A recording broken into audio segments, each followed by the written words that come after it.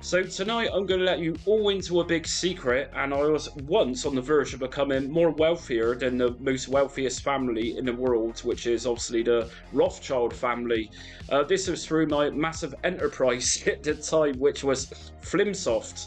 In other words, I was a tiny little label, but I did produce a couple of games with someone called Tommy Malinan, who was a really good coder, and he was using my publishing house at the time. So I produced a game with him, which was Alien Bash 2, and I produced a couple of other games with other people as well, other coders. So if you just Google Flimsoft, like I've got just here, I'm on CSDB, and you've got information just there about the background, what I was doing at the time. I'll leave links in the description.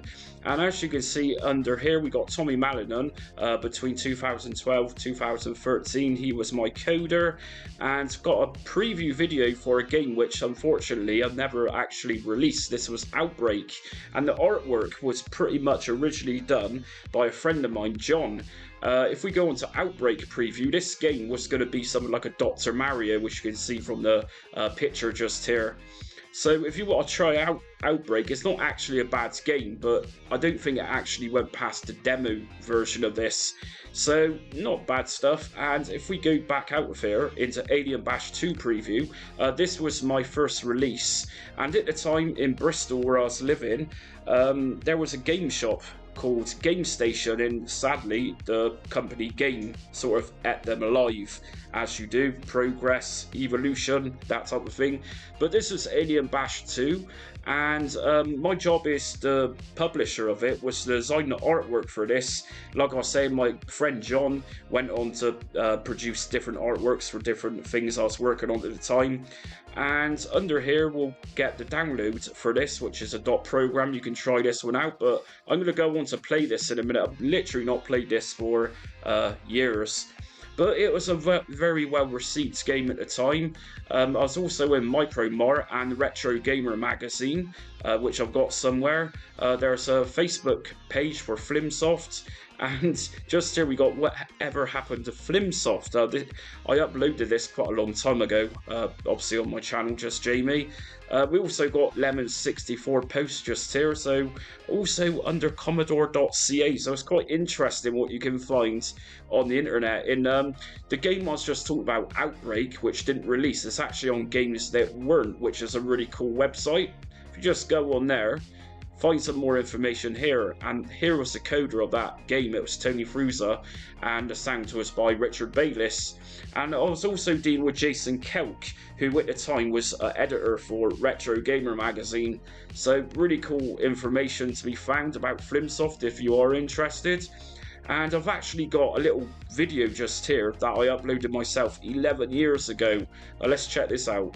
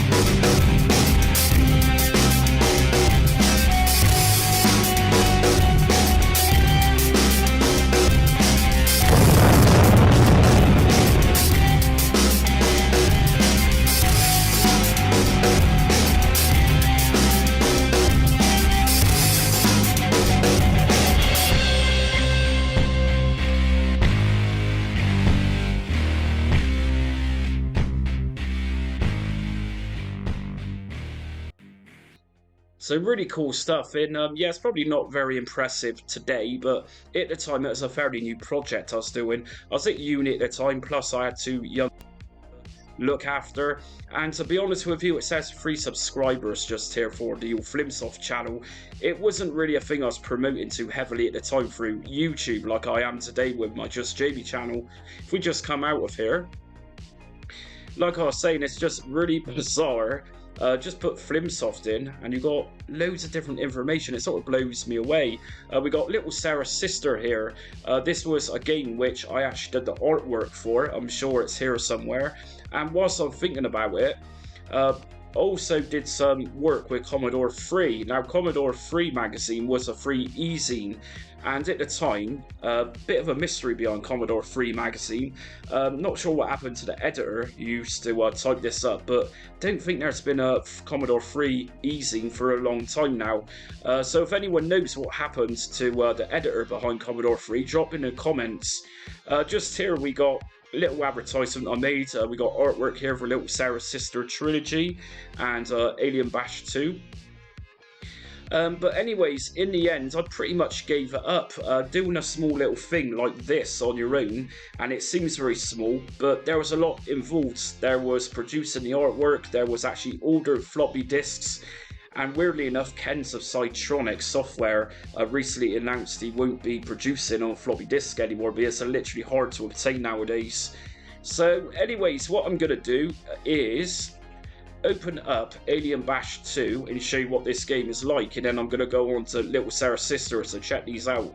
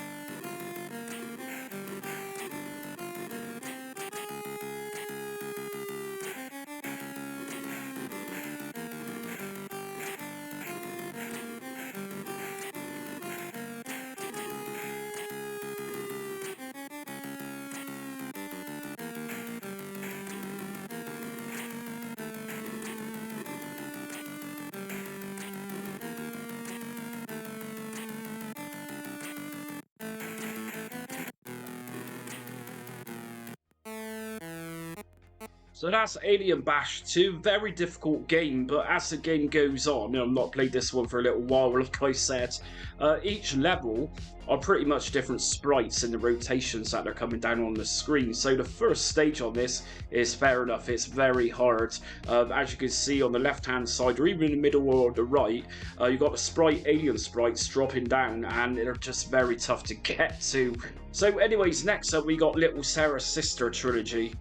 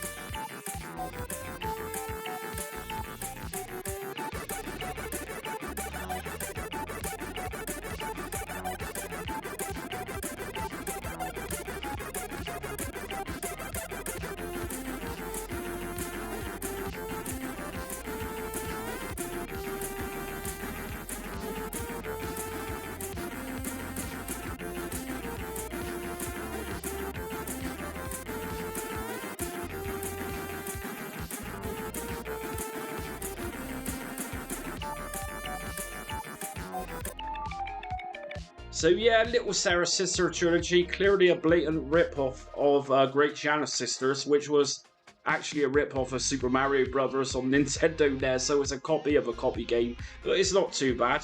And next up, I'm going to just show you that Outbreak game.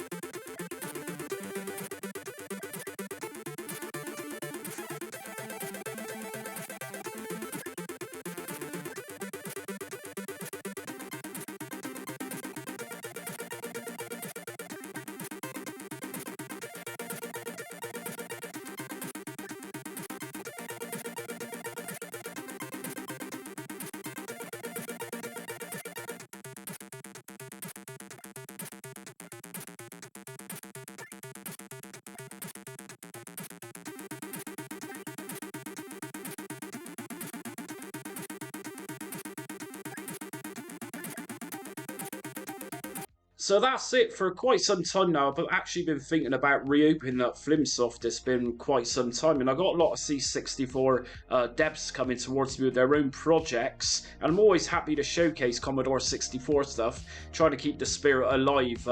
You know, it might be a system from 1982, but I got very fond memories of C64, especially being in Retro Gamer magazine with a picture of myself and my son in there displayed for the world to see. Very proud moment. Unfortunately, my daughter wasn't quite around during that time, or if she was very small, but at the time my son was at the sort of age where, yeah, he could have been in there. But anyways, let me know what you think of these games. I'll leave the link in the description so you can check these games out for yourselves. Till next time, stay retro.